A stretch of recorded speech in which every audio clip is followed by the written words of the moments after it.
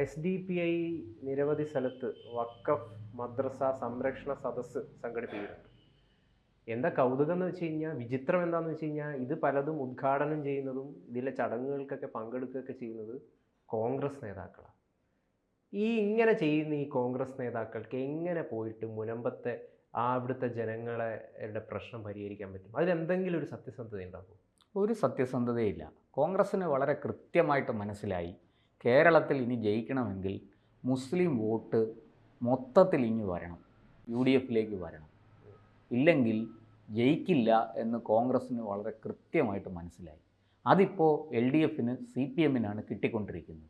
BJP വിരോധം, മോദി പേടി, അതൊക്കെ കൊണ്ട് അത് സമർത്ഥമായിട്ട് പിണറായി വിജയൻ ഞാൻ നിങ്ങളെ രക്ഷിച്ചോളാം എന്ന് പറഞ്ഞ് ഈ വോട്ട് കൃത്യമായിട്ട് അങ്ങ് വാരിയെടുക്കുകയാണ്. ഇതിനൊരു മാറ്റം ഉണ്ടാകണം. അപ്പോൾ സംഘടനാപരമായിട്ട് ദൗർബല്യം നേരിടുന്ന കോൺഗ്രസ് ഈ മുസ്ലിം വോട്ട് ലക്ഷ്യമിട്ടാണ് ഈ കലാപരിപാടികളൊക്കെ സംഘടിപ്പിക്കുന്നതും അതിൽ പങ്കെടുക്കുന്നതും.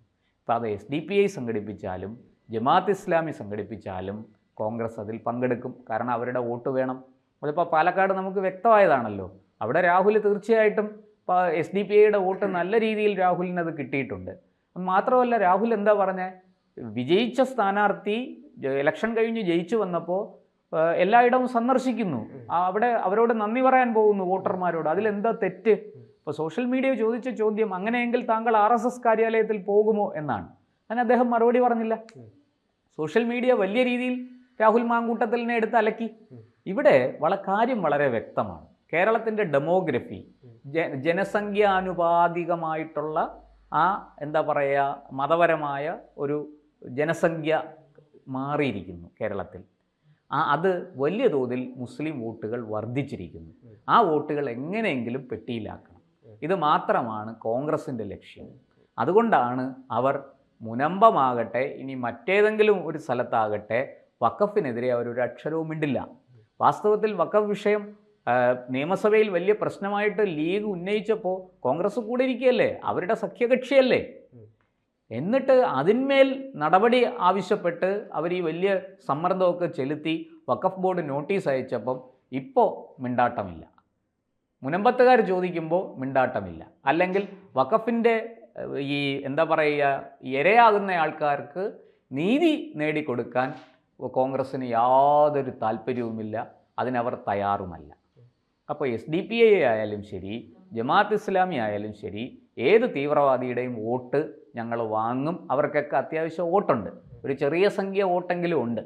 ഒരു മണ്ഡലത്തിൽ അത്യാവശ്യം കേട്ടാൽ പറയാൻ കൊള്ളാവുന്ന വോട്ട് അവർക്കുണ്ട്. ആ വോട്ടുകൾ ഇങ്ങോട്ട് തങ്ങളുടെ പെട്ടിയിലേക്ക് കൊണ്ടുവരിക എന്നുള്ളതാണ് കോൺഗ്രസിൻ്റെ, വിശിഷ്യ UDFിൻ്റെയും നിലപാട്. അത് മുസ്ലിം ലീഗ് ആകട്ടെ, കേരള കോൺഗ്രസ്, UDFിൽ നിൽക്കുന്ന കേരള കോൺഗ്രസ് ആകട്ടെ, കോൺഗ്രസ് ആകട്ടെ, ഇവർക്കെല്ലാവർക്കും ഒറ്റ ഉദ്ദേശമേ ഉള്ളൂ, പരമാവധി മുസ്ലിം വോട്ട് നേടുക. അതിനു വേണ്ടിയിട്ട് അവരെന്ത് വൃത്തികേടും ചെയ്യും, ഏതറ്റം വരെയും പോകും. ഇതാണ് ഈ കാര്യത്തിൽ നമുക്ക് പ്രാഥമികമായിട്ട് പറയാനുള്ളത്. മറ്റൊരു കാര്യം, ഇപ്പോൾ ഈ സംഘടിപ്പിക്കുന്ന സംരക്ഷണ സദസ്സുകളുണ്ടല്ലോ, ഈ വഖഫ് മദ്രസ സംരക്ഷണ സദസ്സുകൾ, ഇത് വളരെ കൃത്യമായിട്ട് ഈ SDPI കോൺഗ്രസ്സിലെ ഹിന്ദു നേതാക്കളെ കൊണ്ട് തന്നെയാണ് ഉദ്ഘാടനം ചെയ്യിക്കുന്നത്. അവർക്ക് രാഷ്ട്രീയം അറിയാം. അവർ വളരെ കൃത്യമായിട്ട് വിളിച്ചാൽ ഇവർ പോവുകയും ചെയ്യും. ഇവർക്ക് പോകാതിരിക്കാൻ പറ്റില്ല. അങ്ങനെ വളരെ കൃത്യമായി വർഗീയമായൊരു ചേരിതിരിവുണ്ടാക്കി കൃത്യമായിട്ട് ആ കോൺഗ്രസ്സിലെ ഹിന്ദു നേതാക്കളെയും കൂടെ ഇങ്ങോട്ട് പിടിച്ചുകൊണ്ട്, അല്ലെങ്കിൽ അവരെ കൂടെ പങ്കെടുപ്പിച്ചുകൊണ്ട് അവർ മുഖ്യപ്രഭാഷണം നടത്തുന്ന സ്ഥലമുണ്ട്. ഈ എന്താ പറയേണ്ട, ഈ കലാപരിപാടി വളരെ ഭംഗിയായിട്ട് കേരളത്തിൽ നടത്തി വരികയാണ്. ഇതിലൂടെ SDPI ഉദ്ദേശിക്കുന്നത് എന്താണെന്ന് വെച്ചാൽ, അവർക്കൊരു തീവ്രവാദ പാർട്ടിയുടെ അല്ലെങ്കിൽ തീവ്രവാദ സംഘടനയുടെ എന്താ പറയുക, രാഷ്ട്രീയ മുഖമാണ് എന്നൊരു അസ്പൃശ്യത പൊതുവേ അവർക്ക് കൽപ്പിച്ചിട്ടുണ്ട്. അതൊന്ന് മാറ്റിയെടുക്കാം. കോൺഗ്രസ്സുകാർ സഹകരിക്കുകയല്ലേ. അതും കോൺഗ്രസ്സിലെ മുസ്ലിങ്ങളല്ലാത്ത രാഷ്ട്രീയ നേതാക്കൾ, MLAമാർ, MP മാർ ഒക്കെ വരുന്നു, പങ്കെടുക്കുന്നു. നോക്കൂ, ഞങ്ങളുടെ പരിപാടിയിൽ ഇവരെല്ലാവരും പങ്കെടുക്കുന്നുണ്ട്, ഞങ്ങളെല്ലാവർക്കും സ്പേസ് കൊടുക്കുന്നു, ഞങ്ങളെല്ലാവരോടും ഒപ്പം ചേർന്ന് പ്രവർത്തിക്കുന്നു. ഇതാണ് അവരും പയറ്റുന്ന രാഷ്ട്രീയം. അതാണ് ഈ SDPIക്ക് ഒരു അസ്പൃശ്യതയുണ്ട്. ഒരു തീവ്രവാദ സംഘടനയുടെ രാഷ്ട്രീയ മുഖമാണ് എന്നൊരു അസ്പൃശ്യതയുണ്ട്. അത് മാറ്റിയെടുക്കാം.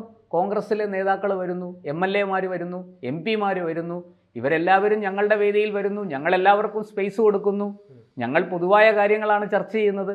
ഇത് വെൽഫെയർ പാർട്ടിക്കും SDPIക്കും വലിയ തോതിൽ ജനസ്വാധീനമുണ്ടാക്കാൻ, മുസ്ലിങ്ങളുടെ ഇടയിൽ തന്നെ അവർക്ക് വളരാൻ എല്ലാ സഹായങ്ങളും ചെയ്യും.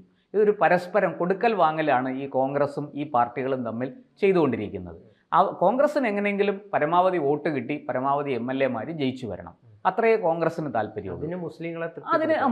മുസ്ലിം വോട്ട് പരമാവധി നേടുക എന്നുള്ളതാണ്. അത് പാലക്കാട് അവർ തെളിയിച്ചു. പാലക്കാട് 60,000-ഓളം മുസ്ലിം വോട്ടുണ്ടായിരുന്നു.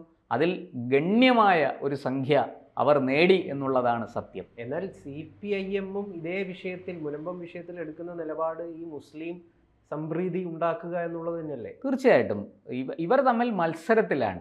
ആരാണ് ഏറ്റവും കൂടുതൽ മുസ്ലിങ്ങളെ സന്തോഷിപ്പിക്കുന്നത്, അങ്ങനെ ഏറ്റവും കൂടുതൽ മുസ്ലിം വോട്ട് ആർക്ക് നേടിയെടുക്കാൻ സാധിക്കും, ഇങ്ങനൊരു മത്സരത്തിലാണ് LDF-ഉം UDF-ഉം. ഇതിൽ എനിക്ക് തോന്നുന്നു UDF ആണ് ഇപ്പോൾ ജയിച്ചു നിൽക്കുന്നത്. ലോക്സഭാ തെരഞ്ഞെടുപ്പിലാകട്ടെ, ഈ കഴിഞ്ഞ ഉപതെരഞ്ഞെടുപ്പിലാകട്ടെ, വയനാടും പാലക്കാടും ജയിച്ചത് അവരാണ്. ചേലക്കരയിൽ മാത്രമാണ് അവർ തോറ്റുപോയത്. എന്നിട്ടും ഭൂരിപക്ഷം ഗണ്യമായിട്ട് കുറപ്പിക്കാൻ പറ്റി ആരുടെ? LDF-ൻ്റെ. അത് അവരൊരു നേട്ടമായിട്ട് തന്നെയാണ് കാണുന്നത്. ഇത് പിന്നെ ആ മണ്ഡലത്തിൽ മുസ്ലിം വോട്ടിൻ്റെ എണ്ണം വളരെ കുറവാണ്. അങ്ങനെ ഒരു കാര്യമുണ്ട്. അവിടെ മുസ്ലിം വോട്ട് ഉണ്ടായിരുന്നെങ്കിൽ അവിടെ UDF സ്ഥാനാർത്ഥി ജയിച്ചേനെ. ഇരിക്കട്ടെ, ഇവിടെ ഇപ്പോൾ ഈ മത്സരം LDF-ഉം UDF-ഉം തമ്മിൽ നടത്തി വരുന്ന ഈ മത്സരത്തിൽ ആര് ജയിക്കും? മറ്റേ ആമയും മുയലും തമ്മിലുള്ള ഓട്ട മത്സരം പോലെ അല്ല ഇത്. രണ്ടുപേരും കട്ടക്ക് പിടിക്കുന്നുണ്ട്. ഇതിൽ ആരാണ് ജയിക്കാൻ പോകുന്നതെന്ന് നമുക്ക് 2026-ലെ നിയമസഭാ തെരഞ്ഞെടുപ്പ് കഴിഞ്ഞാലേ അറിയാൻ പറ്റുള്ളൂ. രണ്ടുപേർക്കും ഈ വോട്ട് കിട്ടിയേ പറ്റുള്ളൂ. അതിനവർ കളിക്കുന്നു. മുനമ്പത്തെ ജനങ്ങളുടെ കാര്യത്തിൽ LDF-നും ഇത് തന്നെയാണ് നയം. അവരും തുടരുന്നത്, അവർക്ക് വേണമെങ്കിൽ അവരിതിനകത്ത് ഭംഗിയായിട്ട് കോൺഗ്രസിനെ കുഴപ്പിക്കാൻ, കോൺഗ്രസിനെ പൂട്ടാനുള്ള രാഷ്ട്രീയം അവർ കളിക്കുന്നുണ്ട്. കാരണം കോൺഗ്രസിൻ്റെ സഖ്യകക്ഷിയായ മുസ്ലിം ലീഗാണ് ആവശ്യപ്പെട്ടത് വഖഫിൻ്റെ ഭൂമി തിരിച്ചു പിടിച്ചു കൊടുക്കണമെന്ന്. അത് ഞങ്ങളെന്ത് ചെയ്തു? അവരാവശ്യപ്പെട്ടതുകൊണ്ടല്ലേ, അവർക്കല്ലേ വഖഫ് ബോർഡിൽ ഭൂരിപക്ഷം. ഞങ്ങൾക്ക് എന്ത് ചെയ്യാൻ പറ്റും? വളരെ ഭംഗിയായിട്ട് LDF കൈ കഴുകുകയാണ്. CPM ഈ മുനമ്പത്തെ പാവങ്ങളുടെ മുന്നിൽ കയ്യും കഴുകി അവരുടെ ഭാഗം ന്യായീകരിക്കുകയാണ്. ഇത് കോൺഗ്രസിൻ്റെ തലയ്ക്ക് വെക്കുകയാണ്. തീർച്ചയായിട്ടും അതുകൊണ്ട് തന്നെയാണ് അവിടുത്തെ ജനങ്ങൾക്ക് കോൺഗ്രസിനോട് കൂടുതൽ വിരോധമുണ്ട്, കൂടുതൽ എതിർപ്പുണ്ട്. ഇത് ന്യൂനപക്ഷ വോട്ടിൽ ക്രിസ്ത്യൻ വോട്ട് കോൺഗ്രസിനെ വിട്ടുപോകും. അത് ഇത്തിരി BJPക്ക് കിട്ടിയാലും സാരമില്ല.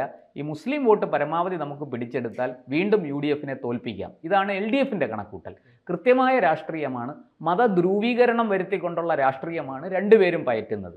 ഇത് കോൺഗ്രസ്സിന് എങ്ങനെ ദോഷം ചെയ്യും, എങ്ങനെ ഗുണം ചെയ്യുമെന്ന് നമുക്കിപ്പോൾ പറയാൻ സാധിക്കില്ല.